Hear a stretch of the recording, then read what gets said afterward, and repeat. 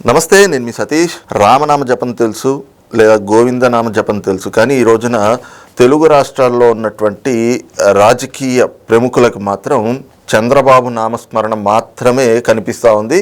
వాళ్ళ రాజకీయ మనుగడను కొనసాగించుకోవాలి అంటే చంద్రబాబు పేరుని తలవకపోతే రాజకీయమే లేదు అనే విధంగా వ్యవహరిస్తున్నారు అన్న విమర్శలు కూడా పెద్ద ఎత్తున వెలువెత్తున్నటువంటి పరిస్థితి. మరి ఈ రకమైనటువంటి అంటే చంద్రబాబు నామ జపాన్ని చేస్తూ రాజకీయంగా మనుగడ పొందడం, ఈ రకమైనటువంటి రాజకీయాన్ని ఎలా చూడాలి అనేటువంటి అంశాలు మనతో విశ్లేషించేందుకు సీనియర్ జర్నలిస్ట్ టీవీఎస్ గారు ఉన్నారు. సార్ నమస్తే. నమస్తే సార్. అసలు తెలుగు రాష్ట్రాల రాజకీయాల్లో అటు ఆంధ్రప్రదేశ్లో చూస్తే జగన్మోహన్ రెడ్డి కానీ ఆ పార్టీ నాయకులు, లేదంటే కనుక కాంగ్రెస్ పార్టీని చూసినా లేదు ఇతర పార్టీలు ఏవి చూసినా కూడా అక్కడ ఈ రోజున వాళ్ళకి కనిపిస్తున్నటువంటి పొలిటికల్ టాల్ ఫిగర్ అంటే చంద్రబాబు నాయుడు గారు, ఆయన్ని విమర్శించటం. ఇక్కడ దాదాపు 10 ఏళ్ల పై నుంచి కూడా అధికారంలో లేనటువంటి పార్టీ తెలంగాణలో, మరి గత ఎన్నికల్లో పోటీ కూడా చేయలేదు.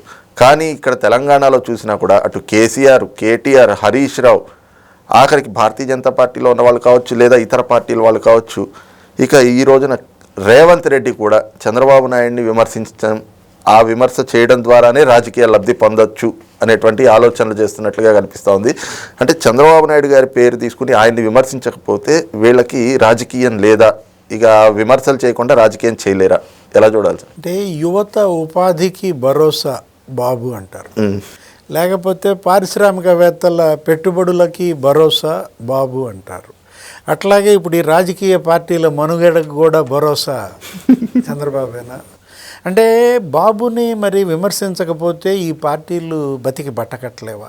అంటే బాబుపై ద్వేషాన్ని ప్రజల్లో ఎక్కించడం ద్వారా మీ పార్టీలు బతుకుతాయనుకుంటున్నారా? ప్రజలు ఎందుకింత మీరు అండర్ ఎస్టిమేట్ చేస్తున్నారు? ఇప్పుడు మీ తెలివితేటలు మీరు చూపిస్తారు. రాజకీయ నాయకులుగా మీకే ఇన్ని తెలివితేటలు ఉంటే మిమ్మల్ని గెలిపించే ప్రజలకి ఇంకెంత తెలివితేటలు ఉండాలి? జనం యొక్క మైండ్ సెట్ని, లేకపోతే జనం యొక్క మ్యాండేట్ని పార్టీలు అర్థం చేసుకోలేకపోతున్నాయా? మనకు అదే కనపడుతుంది. ఎందుకంటే ఇవాళ మీరు అన్నారు బనకచెర్ల, పోలవరం, ఇవాళ ఆ ఒక్క స్కీమ్ని అడ్డం పెట్టుకుని తెలంగాణలో గందరగోళం చేస్తున్నారు. అన్ని రాజకీయ పార్టీలు ఇవాళ చంద్రబాబును విమర్శించడం ద్వారా వాళ్ళు మళ్ళా బతకాలని, మళ్ళా ఏదో అధికారం చేపట్టాలని వాళ్ళ యొక్క ఆ సర్కస్, దాన్ని ఏమనాలా, సర్కసే. అది చూస్తే మనకు అసలు కేతిగాళ్ళు గుర్తొస్తున్నారు, నవ్వు వస్తుంది అన్నమాట. యాక్చువల్గా ఏంటి, రేవంత్ రెడ్డి ఏమంటున్నారు, తెలంగాణ ముఖ్యమంత్రి కేసీఆర్ చంద్రబాబుకి దాసోహం చేశాడు అన్నారు. అంటే కేసీఆర్ 1.0లో అతనేంటి మచ్చుమర్రి ఎత్తిపోతల పథకం విషయంలో అదేంటి, అది రాయలసీమకి అదే ప్రాణనాడి. పోలవరం జీవనాడి అయితే ఇది ప్రాణనాడి అంటూ అప్పుడు మచ్చుమర్రి లిఫ్ట్ ఇరిగేషన్ కంప్లీట్ చేయడానికి కేసీఆర్ ఒప్పుకున్నాడు, చంద్రబాబు అది కంప్లీట్ చేశాడు. అంటే ఇప్పుడు కృష్ణా జలాల్లో ఆంధ్రప్రదేశ్కి వాటా ఇచ్చిందే కేసీఆర్ అంటూ అతను విమర్శలు. అంటే ఆయన రాజకీయ మనుగడ కేసీఆర్పై బురద చల్లడం ద్వారా, కేసీఆర్ని చంద్రబాబు మనిషిని చిత్రించడం ద్వారా, లేకపోతే కేసీఆర్ 2.0 జగన్కి దాసోహం చేశాడు కేసీఆర్ అంటాడు. మళ్ళీ అదే రేవంత్ ఏది కాళేశ్వరం, మరి లేకపోతే అతను రాయలసీమ లిఫ్ట్ ఇరిగేషన్ అని ఒకటి పెట్టాడు, దానికి ఆయన తలగూపాడు. అసలు బేసిన్లు లేవు, భేషజాలు లేవు అని చెప్పి ఆ రోజు చేపల పులుసు తిన్నాడు, రోజా ఇంటికి వెళ్ళాడు కేసీఆర్ అంటూ. KCR Jaganmohan Reddy match fixing. రేవంత్ ఏంటి, నీ రాజకీయ బెనిఫిట్స్ కోసం కాసేపు చంద్రబాబుకి దాసోహం అంటావు, కాసేపు జగన్కి దాసోహం అంటావు. అసలు కేసీఆర్ ఇక ఆంధ్రప్రదేశ్కి దాసోహం చేశాడా 10 ఏళ్ళు? అతను ఆంధ్రప్రదేశ్ అంటేనే అతనేంటి విద్వేషం. అప్పట్లో మనం చూసాం ఉద్యమంలో ఆయన ఆంధ్ర, అసలు లంకలో రాక్షసులు ఉంటారు, ఆంధ్రాలో మరి ఈ జనం ఉంటారు అన్నాడు. అంటే రాక్షసులతో పోల్చాడు. ఆ బిర్యానీని ఇక నేను చెప్పవసరం దేంతో పోల్చాడో, ఆంధ్ర బిర్యానీ. నిన్న ఆమె కూడా అంటోంది, ఎవరు, కవిత మళ్ళా. అంటే కవిత కూడా మరి ఆంధ్ర బిర్యానీని గుర్తు చేయడం ద్వారా అసలు వాళ్ళ నాన్నకి మంచి చేద్దాం అనుకుంటుందా, చెడు చేద్దాం అనుకుంటుందా? పొరపాటున కేసీఆర్కి ఓట్లు వేశారు, పొరపాటున వేయబాకండి రేవంత్గా వేయండి అనా కవిత మళ్ళీ బిర్యానీ గోల. మనకు అదే కనపడుతోంది. ఇప్పుడు పోలవరం బనకచెర్ల ఏంటి అది అసలు ఆ స్కీమ్? వరద ముంపు ఉన్నప్పుడు గోదావరి నీళ్లు సముద్రంలో కలుస్తుంటే ఆ 100 రోజులు రోజుకి 2 టీఎంసీలు 200 టీఎంసీలు తీసుకుంటారు. ఏంటి అందులో నీకు నష్టం? యాక్చువల్గా 3000 టీఎంసీలు సముద్రంలో కలుస్తుందని చెప్పింది ఎవరు? కేసీఆర్. 3000 కాకపోయినా నీకు ఆన్ యావరేజ్ తీసుకున్న 2800 టీఎంసీలని నీకు గత 10 ఏళ్ల రికార్డులు చెప్తున్నాయి. అసలు 2000 టీఎంసీలు పోతున్న మాట వాస్తవం. దానిలో 200 టీఎంసీలు మిగులు రాష్ట్రము, అదేంటి దిగువ రాష్ట్రం, రైపేరియన్ స్టేట్గా దాని హక్కు. ఇప్పుడు ఆంధ్రప్రదేశ్ తెలంగాణకి ఎగువనుందా దిగువనుందా? దిగువన. తెలంగాణ ప్రయోజనాలను ఆంధ్రప్రదేశ్ ఎలా కాల రాస్తుంది? తెలంగాణ ప్రయోజనాలను కాల రాస్తే మహారాష్ట్ర కాల రాయాలి. మీకన్నా ఎగువనున్న రాష్ట్రం ఛత్తీస్గఢ్ కాల రాయాలి. ఇప్పుడు అవి కదా మీ ఎగువన రాష్ట్రాలు. దిగువ రాష్ట్రం ఏం చేస్తుంది? ఆంధ్రప్రదేశ్ ప్రయోజనాలను కాల రాస్తే తెలంగాణ రాయొచ్చు. ఎందుకని? అది ఎగువన ఉంది కాబట్టి. ఇప్పుడు దానికి ఏబి వెంకటేశ్వరరావు ఏదో లాజిక్ చెప్తారు, రిటైర్డ్ ఐపీఎస్. అసలు పోలవరం బనకచెర్ల మేఘావాడి కోసమే కడుతున్నారు అంటాడు.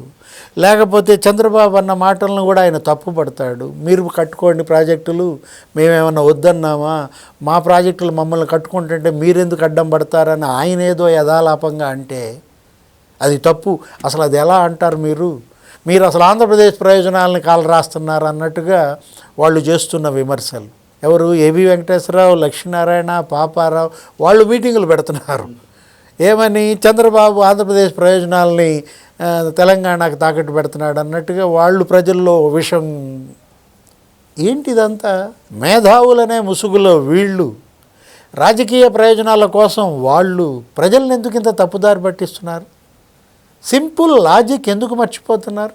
కాళేశ్వరం తెలంగాణ కట్టుకుంది 1,00,000 కోట్లు. ఏం చేశారు? బూడిదలో పోసారా, గోదావరిలో ముంచారా? 1,00,000 కోట్లు మీకు కేంద్రం ఇప్పించింది. 6 ఏజెన్సీల ద్వారా మీకు అప్పులు ఇప్పించింది. 80,000 కోట్లు ఏమో 6 ఏజెన్సీల దగ్గర తెచ్చుకున్నారు. అది కాస్త ఏమైంది? 3 పిల్లర్లో ఏమో బెసికింది. మేడిగడ్డ పిల్లర్ 5, 6, 7, లేకపోతే అన్నారం, సుందిళ్ళ బొంగలు పడ్డాయి. మీరు 1,00,000 కోట్లు మీరు అందులో గోదాట్లో పోయటం కాదు. ఇప్పుడు ఏడాదికి నీకు 20,000 కోట్లు వడ్డీలు కడుతున్నారు. ఇప్పుడు 2 ఏళ్ళు 40,000 కోట్లు ఎవడు తిన్నట్టు? ఖాళీ పెట్టు కూర్చున్నారు. దానికి టెంకాయ కొట్టింది ఎవడు? జగన్మోహన్ రెడ్డి. జగన్మోహన్ రెడ్డిని తీసుకెళ్ళేమో కాళేశ్వరంకి టెంకాయ కొట్టిస్తాడు కేసీఆర్. అంటే ఎవరికి దాసోహం చేశారని అడుగుతున్నాం. కేసీఆర్ జగన్కి దాసోహం చేశాడనేమో రేవంత్ అంటాడు. జగన్మోహన్ రెడ్డి కేసీఆర్కి చేశాడా దాసోహం? కాళేశ్వరంకి టెంకాయ కొట్టిన జగన్ని ఏబి వెంకటేశ్వరరావు ఏమన్నాడు? చంద్రబాబు మరి ఆ విధంగా ఎలా అంటారు? ఆయన ఏమన్నారు? ప్రాజెక్టులు మీరు కట్టుకుంటుంటే మేమేమైనా అడ్డం పడ్డాము? మేమంటే అక్కడ అర్థం సిడబ్ల్యూసి అడ్డం పడిందా? లేకపోతే కేంద్ర జలవనరుల శాఖ మంత్రి అడ్డం పడ్డాడా? కట్టేశారు కదా, కాళేశ్వరం కట్టేసుకున్నారు. 1,00,000 కోట్లు మీరు ఖాళీ చేశారు. ఆ ఉద్దేశంతో ఆయన అంటే ఇప్పుడు పోలవరం బనకచెర్ల ఇదేంటి 80,000 కోట్లో ఏమో ఉంటుంది. ఇది వృధాగా సముద్రంలో పోయే గోదావరి జలాలు. ఆ రోజు మరి 300 టీఎంసీలకు ఎందుకు ఒప్పుకున్నారు? జగన్మోహన్ రెడ్డి రోజుకు 3 టీఎంసీలు రాయలసీమ లిఫ్ట్ ఇరిగేషన్ పథకం, అదేంటి రాయలసీమ క్షుద్బాధ నివారణ పథకం ఏదో పేరు పెట్టాడు అప్పట్లో. వీళ్ళు ఇప్పుడు దానికన్నా 1 టీఎంసీ తక్కువ, 2 టీఎంసీలే కదా వీళ్ళు వాడుకుంటానంటోంది. దానికి కూడా రేవంత్ ససేమిరానా? అంటే బీఆర్ఎస్ నిన్నేదో విమర్శిస్తోందని, నీ మీదేదో చంద్రబాబు ముద్రుందని దాన్ని చెరిపేసుకోవటం కోసం ఇప్పుడు చంద్రబాబుని తిడుతున్నావా?